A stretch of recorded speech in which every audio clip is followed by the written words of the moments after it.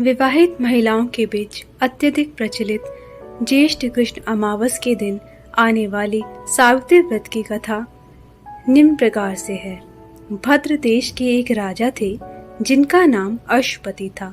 भद्र देश के राजा अश्वपति के कोई संतान न थी। उन्होंने संतान की प्राप्ति के लिए मंत्रोच्चारण के साथ प्रतिदिन 1,00,000 आहुतियां दी। 18 वर्षों तक यह क्रम जारी रहा। इसके बाद सावित्री देवी ने प्रकट होकर वर दिया कि राजन, तुझे एक तेजस्वी कन्या पैदा होगी।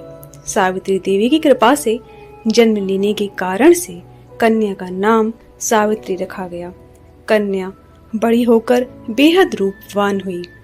योग्य वर ना मिलने की वजह से सावित्री के पिता दुखी थे। उन्होंने कन्या को स्वयं वर तलाशने भेजा। सावित्री तपोवन में भटकने लगी। वहां सालू देश के राजा धूमसेन रहते थे। क्योंकि उनका राज्य किसी ने छीन लिया था, उनके पुत्र सत्यवान को देखकर सावित्री के पति के रूप में उनका वरण किया। ऋषिराज नारद को यह बात पता चली तो वह राजा अश्वपति के पास पहुंचे और कहा कि हे राजन, ये क्या कर रहे हैं आप? सत्यवान गुणवान है, धर्मात्मा है और बलवान भी है, पर उनकी आयु बहुत छोटी है, वह अल्पायु हैं।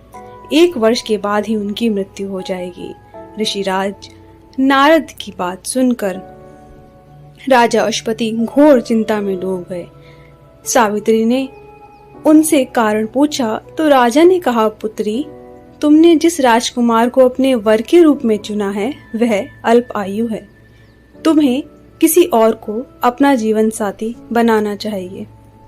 इस पर सावित्री ने कहा कि पिताजी, आर्य कन्याएं अपने पति का एक बार ही वरण करती हैं।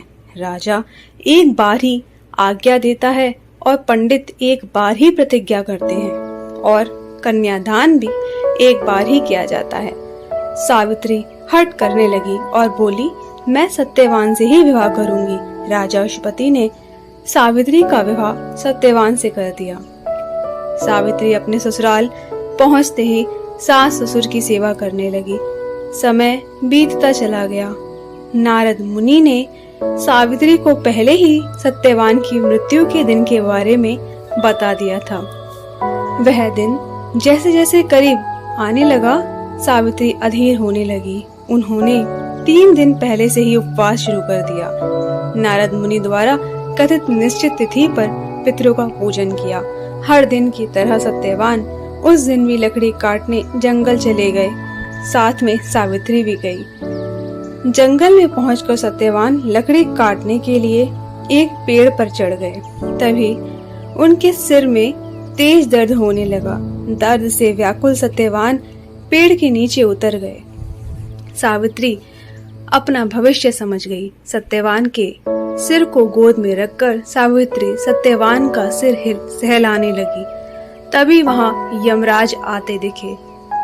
यमराज अपने साथ सत्यवान को ले जाने लगे। सावित्री भी उनके पीछे पीछे चल पड़ी। यमराज ने सावित्री को समझाने की कोशिश की कि यही विधि का विधान है, लेकिन सावित्री नहीं मानी।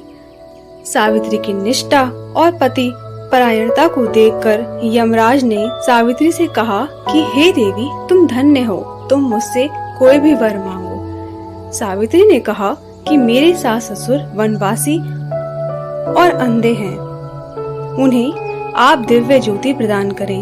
यमराज ने कहा, ऐसा ही होगा, जाओ अब लौट जाओ। लेकिन सावित्री अपने पति सत्यवान के पीछे पीछे चलती रही। यमराज ने कहा, देवी, तुम वापस जाओ।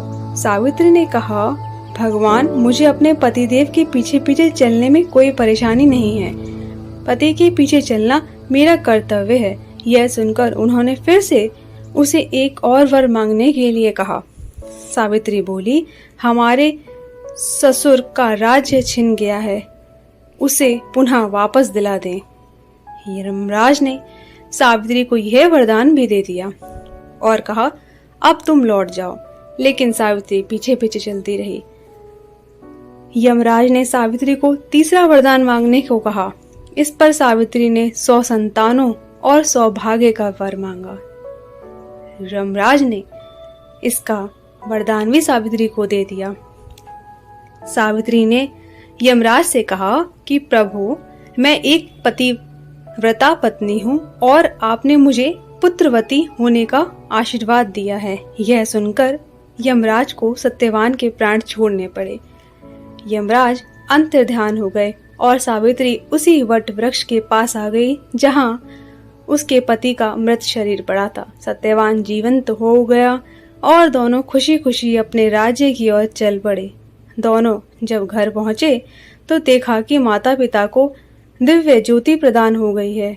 इस प्रकार सावित्री सत्यवान चिरकाल तक राज्य सुख भोगते रहे। अतः पतिव्रता सावित्री के अनुरूप ही प्रथम अपने सास ससुर का उचित पूजन करने के साथ ही अन्य विधियों को प्रारंभ करें। वट सावित्री व्रत करने और इस कथा को सुनने से उपवासक के वैवाहिक जीवन या जीवन साथी की आयु पर किसी प्रकार का कोई संकट आया भी हो तो वो टल जाता है। तो ये थी वट सावित्री की व्रत कथा।